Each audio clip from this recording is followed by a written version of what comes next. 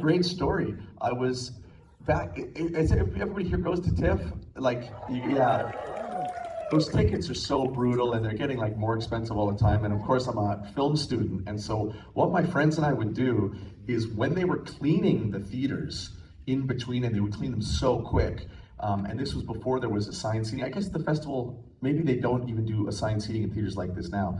And we would hide we would come in and be like, oh, we forgot something. And then we would lie down in the back row so that no one could see us.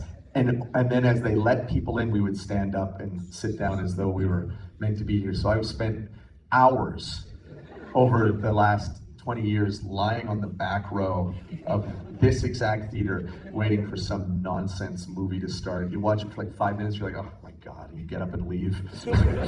It's so stupid.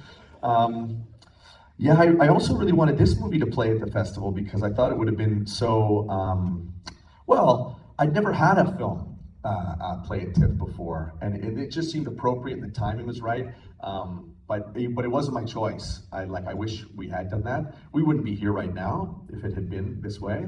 And I'm extremely happy with how A24 is releasing the film, but it's too bad. I think it would have been a good movie to screen at the festival this year.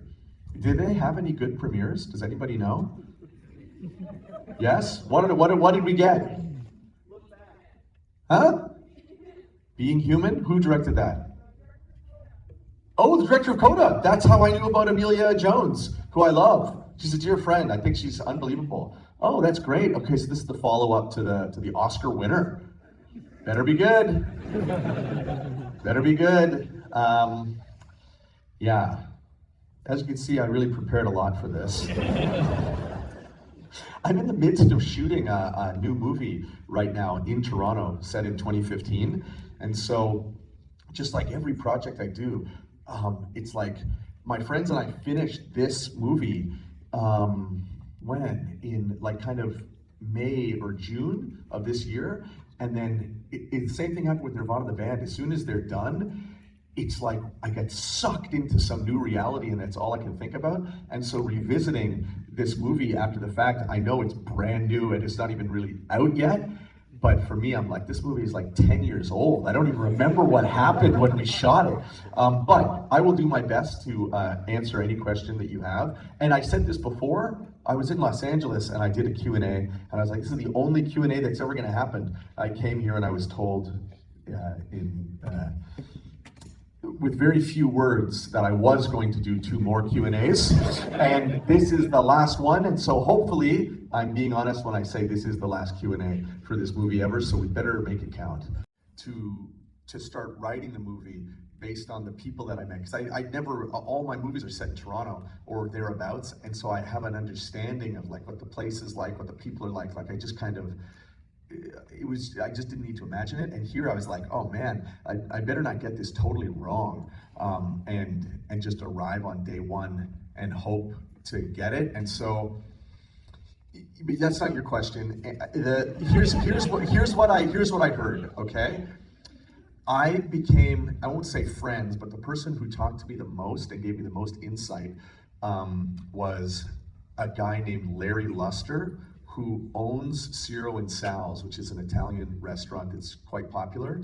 And in the movie, you see him. I don't know if you remember, but you remember when Leo Woodall and Stavros are saying, okay, we're gonna take this kid out with us, and they're going, come on, Larry, and Tyrone says, no, he's not coming. Like, you can't bring him with you. Those are real brothers who worked with Anthony Bourdain at Ciro and Sal's, and Larry was just a dishwasher back then. And then he stayed working there and then bought the restaurant when it went up for auction because the real Ciro, I mean, I don't want to get into his business, but he had some problems. And so now he owns the place and he could just tell me everything. Like, he was there when Bourdain had his first day. He would talk about the way that he would chop onions, the kind of exaggerations and lies that he told to avoid getting in trouble or to avoid seeming like he didn't know what he was doing.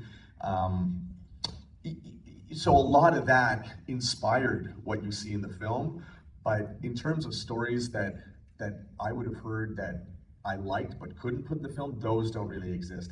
I tried to put everything that I thought was interesting in the movie.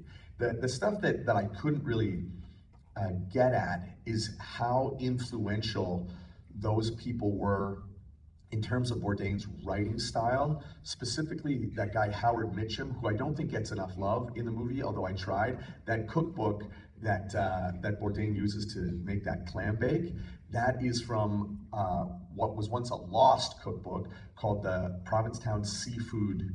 I think it's just called the Provincetown Seafood Cookbook, and it's written by a local guy named Howard Mitcham.